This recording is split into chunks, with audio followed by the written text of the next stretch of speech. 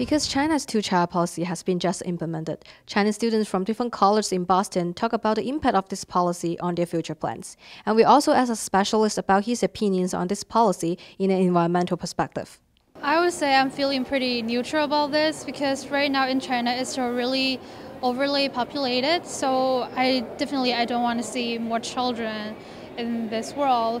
But personally, I still think those people, they might need siblings to be with them, maybe grow up together so that they know how to share with each other and they can also have a better sense of responsibility. And also for this family, they need someone to share the burden to support the family. Actually, because I major in psychology and education, I've learned from research that actually having a sibling growing up with, it's better for the development of a child. So I feel really happy about the policy because I feel like there are more children in China can be really beneficial from this policy. I think it might be a good thing for me to think about because if I get a chance to get married and then get the chance to have a second baby, I would definitely do so because, to be frank, growing up alone is kind of lonely. A Brandeis University environmental professor remarked on possible impacts on resource use and population growth from the implementation of the policy. Resources are limited,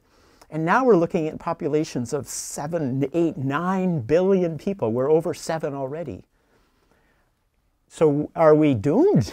You know, is it already too many? So this is a question about the world, not just about China. And I guess I would say I'm pretty optimistic. I don't think that the Chinese population growth is certainly not a global game changer in terms of resources.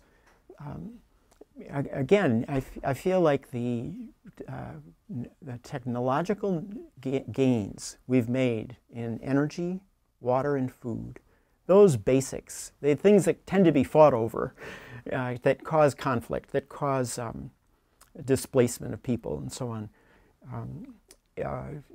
that knowledge has reached a point where if we're collaborative as a species, if we're internationally collaborative with technological transfer and knowledge, if we continue to keep open free trade, or at least good interchange of goods, so that when a nation is suffering a drought, there's food can be brought in and fill in that gap, because we're all going to suffer food scarcity at some point, even the United States. Population growth is a function not just of numbers of children per family, but also number of families starting to raise children. So I think the population in China will continue to grow for some time. But again, I just don't see that as disaster. And I don't see that it will continue to grow inevitably. I think in the next few decades, we'll see the Chinese population begin to stabilize. The impact of China's two-child policy remains to be seen, and people's attitude toward the implementation of the policy seem to differ. However, the environmental and social implications behind the policy may deserve further discussion. Please look for the extended version of this interview and a blog post on our website. For Arlington Public News, I'm Koala Shea.